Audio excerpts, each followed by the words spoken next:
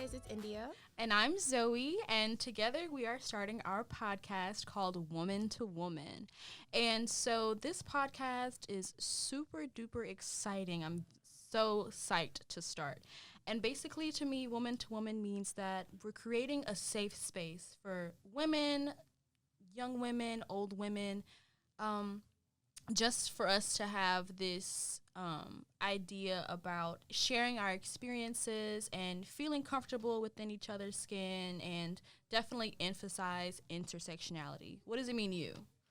Women to Women is basically, for me, I was very close to my parents, so I told my mom everything. But for some young women, they aren't as close with their parents. So this is just, like Zoe said, a safe space that we can just exchange ideas and let every woman know that they are not alone and we all go through the same exact stuff. So the first thing that we will talk about is body image.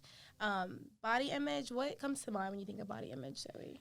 The first thing I think about when it comes to body image, I think about social media, and I think about how people are people are influenced by celebrities and by basically whoever's in the limelight, and they impact how you view yourself. Right. And you know, what goals do you have for yourself? How do you feel confident and things like that? Right. So basically, the BBL effect.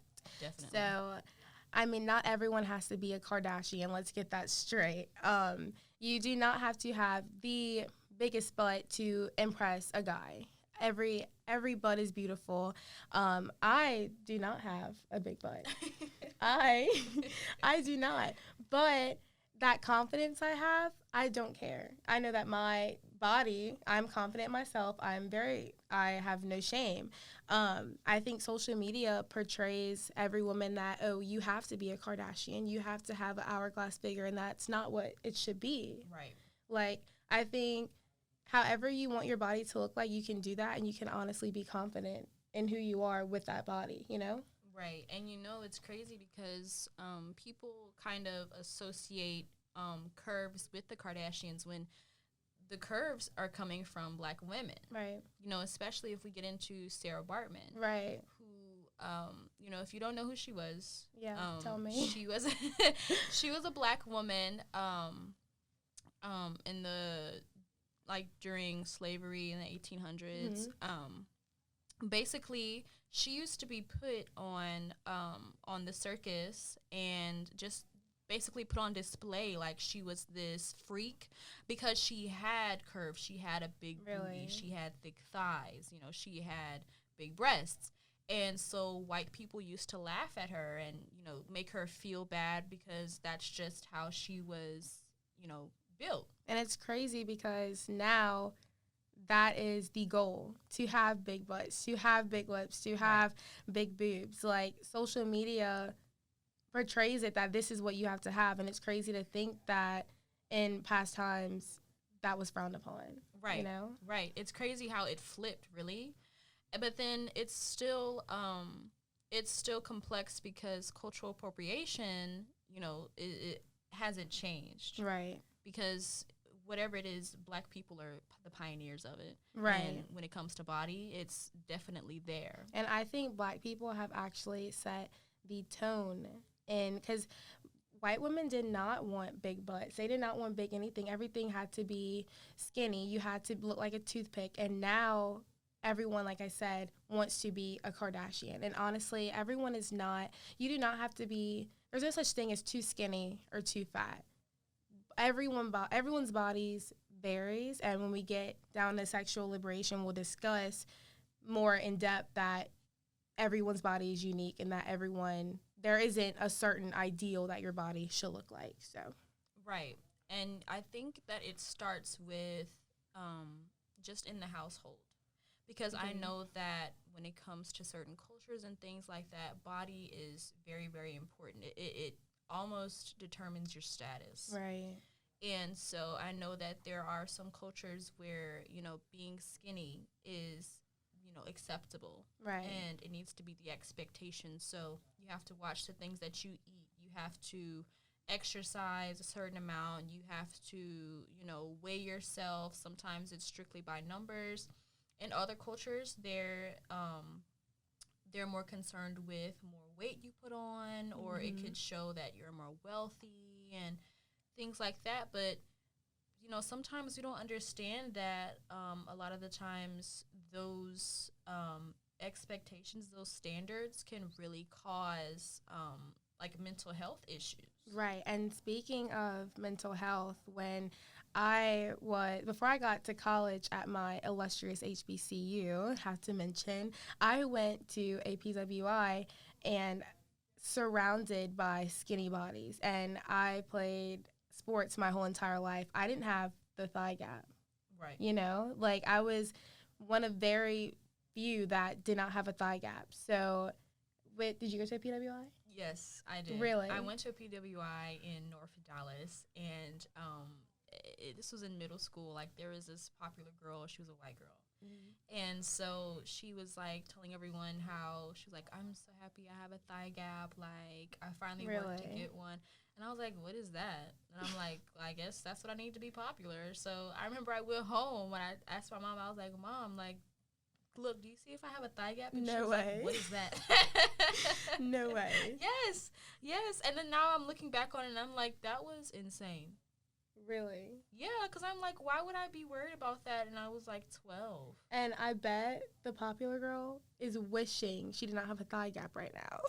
No, literally, because when I see girls with thigh gaps, and, it's kind of, Right. It's alarming. Like, yeah. Are you okay? Yeah. But it's not even thigh gaps now. It's everyone is frowning upon the fact of stretch marks or cellulites. Like, that is not the norm. People are face tuning themselves to not have stretch marks or cellulite. Like, that is not accepted into society. Right. And I feel like it should be 100% normal, because no one is going to have tight legs, a tight stomach. Right. It's just not going to happen. Like, you see influencers on Instagram, after they have a baby, they just look completely normal. Right. There's no they way just that snap back after, right. Like, There's 4 no way weeks. you could think that's 100% real, and that's when that mental health comes in. Like, oh my God, I need to look like that. Yeah, and then it affects motherhood, because it's like you're thinking that your baby is not supposed to cause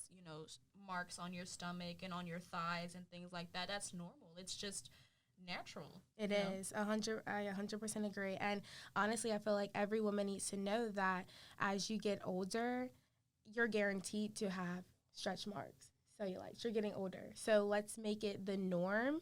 I feel like as women as a whole, we need to step up and be like, no, that's normal, and hype each other up, especially Black women. If you're a Black woman, hype your other Black women up. Like, let's get together and know that this is our body and we are not ashamed of it. And I feel like as we transition into sexual liberation, we can talk about covering up certain body parts during sexual intercourse. Absolutely. I know there are a few girls out there, and they've told me that they're insecure about their stomach, or they're insecure about their chest area, and so they'll leave their shirt on during sex. Yeah, because they're just so ashamed they can't even like show it. That is so funny, because I have little mosquito bites, guys. Let's keep it real. And my bra stays on, like literally stays on, and I feel like if it has to be that way, then I feel like every woman needs to be confident in their body. And I know that takes so much time, but if you feel the need to have to keep your bra on or your shirt on because of when you're in sexual intercourse, I feel like you need to bounce. Leave the guy alone if you feel like he will not accept you because of your roles or your mosquito bites. Leave. Yeah. Leave. Yeah. Like, if you do not feel comfortable in that space with your body, because the right guy will make you feel confident. The right guy will gas you up. Not only will you gas you up, but he will as well. Right. So, run. I think that not only could it be a partner issue, I think the biggest thing is you have to focus on yourself. Right. And you have to love yourself before, you're with a partner, before you engage in sex, before you reveal yourself, because that is what impacts, the whole relationship. Right. It impacts you as a person. Right. And I 100% agree. Before you can love anyone, you have to love yourself. And Absolutely. as we get into this podcast, we'll talk about building your confidence as well. It's easy part. to say. Right. But it's, harder to especially do. When you have the world on your shoulders, your followers on your shoulders, like looking at you. Like, right. I feel like we have to ditch the following and what everybody will think of you and do it for yourself. And you know what? It shows that maybe your body has more power than you think. Come on, Zoe. It has more power than you think, because depending on how confident you are, you have so much more control. You do. But is it like that in the bedroom? Is it? I mean, it should be, right? It should be, but is it? Well, let's think about it for a minute. So, okay, some women that are shy or, insecure about their body, they're not able to, fully use their power in the bedroom. You're right. But if a woman will not speak up for herself in the bedroom, if the woman will not communicate to her partner what she wants in the bedroom, and the guy just takes over, right? Does she really have that much power? How can they develop that power in the bedroom? Well, I think that when it comes to power, it doesn't necessarily mean that they have to be dominant.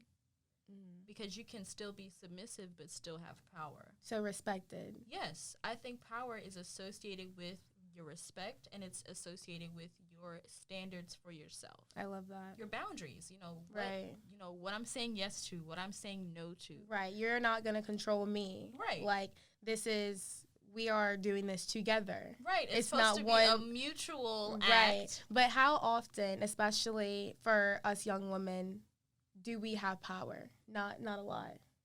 No. We don't. And that needs to be changed. It's hard, because I've heard from a lot of friends, and that, they were new to sex, and they didn't know their own body. They didn't know what they liked.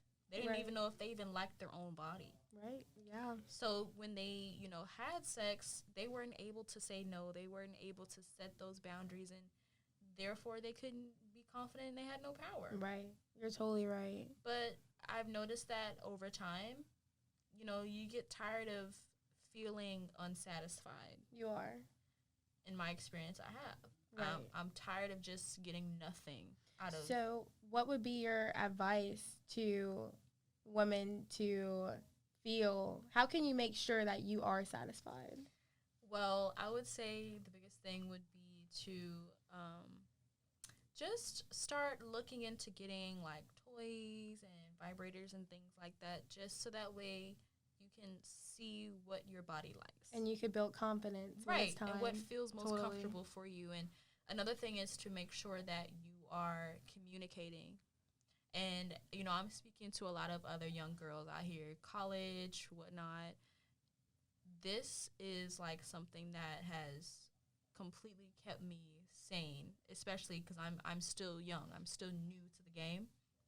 And so I've noticed that for me, I have to be vocal. I have to tell them, hey, like, I don't like that. Like, let's try something else. Or, this is a mutual act, so it's not fair that you expect me to, go down on you, but you don't do it for me. So do you think a lot of women, because that takes a lot of balls for women to flat out say no. Yeah. And then it's hard because they're like, they think that I'm rude, or I'm like, no, I'm not being rude. I'm just setting boundaries. And that comes with maturity in men, I feel like, too. Yes. A real man will understand that and take time with you to learn your body. But at this age, there are very few men who will do that. Like, they're so concerned with their ego. They're so concerned with, feeling, dominant and things like that. I finished. Goodbye. Yeah. It should not be like that. When I finish, you can leave. Right. Like, you gon' nut, and then you want to lay down and go to sleep. Right. When I'm done, we can leave. You're not just going to lay down. You're going to No, this is a two-way street. Do you hear me? Right, right. And it's like another issue is that a lot of girls, you know, they get so excited with their new partner, especially around our age. They, you know, they're not used to having serious relationships. And so when they get into one and they're super, super excited with their partner, super attracted to them, they're going to want to do whatever to please them, you know, put them first over yourself. And I think that can be really detrimental to your mental health. Definitely. And to your sex life, period. And you know, I know a lot of girls. Have friends that you probably can bounce off this too. Mm-hmm. The saying, "Oh, I don't want to gain another body." Oh my God. So you deal with toxic sex until you are ready to gain another body. How do you feel about that? Oh my God! Like, it's ridiculous because it's like you're deciding to stay in your own jail. You have the key. You're right. But you want to sit there because you're too busy concerned about what other people are going to think about you. For what? You're right. Like, for what? It's your business. You're grown. Like, this is not high school anymore. It's not. I remember in high school, they were concerned about, oh, how many bodies you got? What's your body count? And it's like, nobody asks guys that. Zoe. You're preaching right now. Nobody asks guys that. They always ask girls. And it's like, it's not fair because men have that power. They use their body's power to go and have sex with however many girls they want and come back and don't even use condoms, none of that. And I think women are likely to be labeled as a whore more than men are. It's absolutely misogynistic. Most definitely, and that's a whole nother topic for a different day because we can go on and on. Like men hold the power of sex in their hands, and we should not be slaves to men. And it's crazy because when you think about the sex industry, period, what gender do you think about? Black women. Yes, Black absolutely. Women. Absolutely, because we dominate that sex industry. So how can it be an inconsistency where Black women dominate the sex industry, but really in our homes we're under control? Right. You're so right.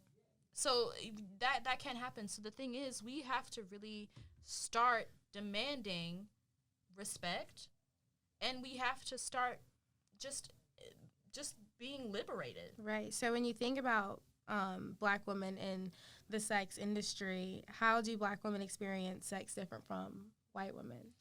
Well, I can definitely say, back to the, sex industry and stripping, I've noticed that, like, on TikTok, on social media, it's a lot of white women that are showing their profession, showing that they're, strippers, and getting a lot of feedback. Positive feedback. They're like, wow, you're so confident. Wow, you're so strong. You're so brave, And then it's like when you see Black women, showing off their talents as stripping and things like that, they're seen as ghetto or, a hoe, and it's a negative perspective. Right. It's a negative connotation. So the difference is Black and white. Definitely. It's racism. That's the difference. And I think anything that a Black woman does, like the term the angry Black woman, I feel like when a white woman gets angry, it's not as frowned upon as when a Black woman does it. And I just think that's in the Black race in general as a whole. But I feel like if a white woman does something and a Black woman does the same thing, it should be equally accepted or equally frowned upon. Right. And I do think there's a difference between Black sex and white sex, though. Absolutely. Okay. Absolutely. Just making sure we're on the same page. Absolutely. And I think white women believe that too. They know. Because white women go after our men. And do. So. And do. Mm-hmm. That's a whole other topic. A whole nother topic. But at least it's a positive view that Black women, there's a different perspective between Black sex and white sex. Yeah. So, and we're on the positive side of that. So. Yeah. I would say that. But at the same time, it gets kind of difficult because Black men like to use white women as trophies. It's crazy because if you think about celebrities now, there are a lot of Black athletes, Black rappers that would rather have sex with a white woman who got her body done to mimic a black woman's body rather than just having sex with a black woman. But do you think it's because black men feel more powerful with a white woman than a black woman? That, and it just goes back to just their ego and just the toxic masculinity. Right. They I feel see like a white black women woman as more status symbols. They're more exclusive with white women, but then, more, kind of, what's the word? They're kind of more private. Right. And I feel like a black woman, as we get older, we grow and we know what we want. We build our confidence. I feel like a black woman is not afraid to tell a black man no, or this is what I want. Right. I feel like white women, as they get older, they don't become more dominant. I feel like they're just passive. Right. We're not they're as more passive. content. Right. We're not as passive. Like, as we get older, we're going to be like, no, like, we're going to voice our opinions, stick up for ourselves. I just think that's just the black community as a whole. That's just in our blood. Right. And I think that it's also a sense of insecurity that these black men have. Definitely. Because a lot of the times I feel like they go after white women and other races because they're insecure about their own race. Definitely. Especially when it's like a black guy and he's like, I don't like these black girls because they're so ghetto, they're so hood or whatever. But your mom is a black woman. Exactly. And you say you love your mom? Exactly. I totally agree with you. I never understood the ego that they had when it came to black women, because there's more and more black men who are dating and marrying these white women. And I totally agree it's an ego thing. Absolutely. And then it's like, it'd be the dark skins that be saying it. Exactly. You dark, your Do mom's you know dark. your roots? Do you know your roots? I'm saying, it's like, do you know how ignorant you sound? Exactly. Like, especially as a black man, you know what the black community had to do to get accepted. And you're going to say that about our black women. Our black women, we are beautiful. We are strong. Absolutely. We are warriors. And don't let anybody tell you otherwise. Whether it's your body image, whether it's saying no in the bed, whether it's knowing what you want. Right. You are powerful and you are strong. Do not ever forget that. Your body has power. It Our does. bodies have power. It does. But you have to be able to tap into that power. That does not mean you have to be dominant, because everybody has different sex languages. You don't have to be dominant. But you have to demand respect. You're humans. We're all humans, and we all deserve respect. Most definitely. So given that, I want to get into what is it like for black women, like, having sex in college. Mm-hmm. And, me and India, we both go to Xavier. Mm-hmm. And Xavier's a small school in New Orleans, Louisiana. It's private, and it's a Catholic institution. So, we kind of have that reputation where we have to be more modest, more conservative. Definitely. And it's crazy because, us as students, we're not. It's really like the image that's portraying that, but we really are not. We really have sex, we drink, and we party. I mean, we're humans. We're kids. That's what we do. We're just like every other college and every other HBCU, despite the Catholic belief of our school. Right. We're still college students. And what's crazy is because I have a professor, and for my feminist theory class, and she told me that she got in trouble because, this is a few years ago, she got in trouble because she used to give away free condoms to students. No way. She did. She did because she wanted to make sure that, everybody was practicing safe sex. I mean, we can't stop nobody from having sex. They're going to have it. But if they do, just make sure that you're safe. What a queen. Yeah, and she got in trouble. She got in trouble for doing it by the administration. Really? Yes. Do you think it was because of the Catholic part of our school? Absolutely, that's what it is. It's because of the reputation they're trying to uphold. And on top of that, you got to think about it. If you want to advertise your school to parents that are bringing their kids in, parents are going to want to see that, they're, upholding those family, quote unquote, family values. Right? Definitely. And so, with that, what is it really like for us having sex here in college? Do you think it's more difficult in college than it was in high school? Well, okay. Do you think it's more strenuous at our university? Probably definitely compared to like a PWI. I definitely think so. And I know we have like girls dorms and boy dorms, and they're very strict on boys and girls going into their dorms. They have curfew and everything. And I know at like PWIs and other schools, they don't have that. Free will. No RA, just free will. I would say that, a lot of kids who are coming from high school that are sheltered are, greater at risk at making a lot of mistakes when it comes to sex when they go to a PWI, because they know that nobody really gave them proper sex education. Right. A lot of parents kind of dodge that because they're still trying to, uphold this modesty, or it even makes them uncomfortable. Right. But it's like you're going to have to speak up in order for your child to be educated when the time comes. And I think a lot of black parents shy away from that versus white parents. Because when I was in high school, like, the white girls were having sex before the black girls were. So I think the white parents were more just like, okay, it's going to happen, let's go. And I feel like the black parents were kind of dismissive about it, not quite ready. But especially for girls. Exactly. And I think black parents, they were more so looking out for their child, whereas, different parenting styles with black and white races. And I totally respect that from the black community, but also I feel like it needed to be talked about before they went to college. Absolutely. And it's difficult because I have friends, and I'm including me. I didn't really have much of a accurate, sex talk.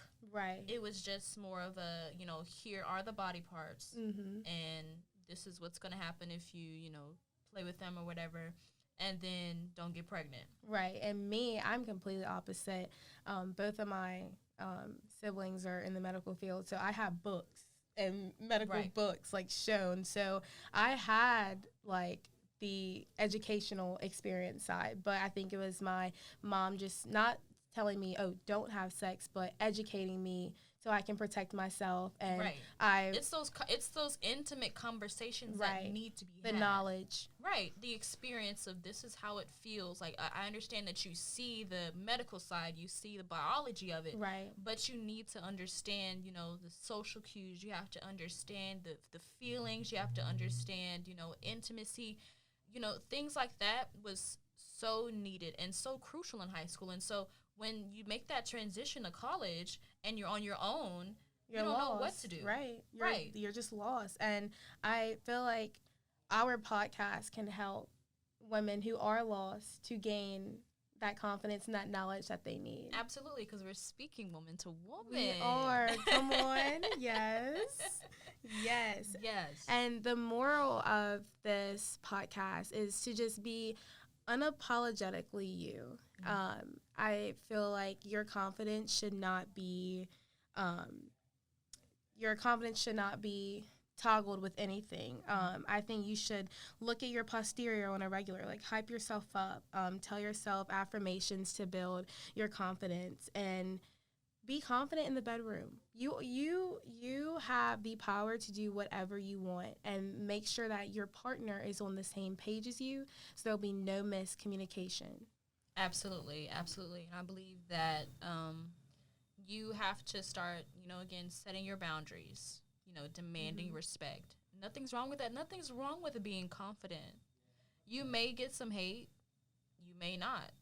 At the end of the day, you're doing what's best for you. Exactly. Because you're young. You only get to be young once. Right. So enjoy it. I agree. I totally agree.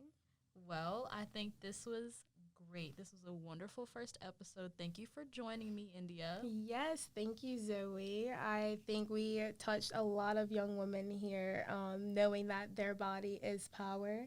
I think that we have boosted some confidence, especially on Xavier's campus, and hopefully we reach out to other colleges. So, yes, I think it was great.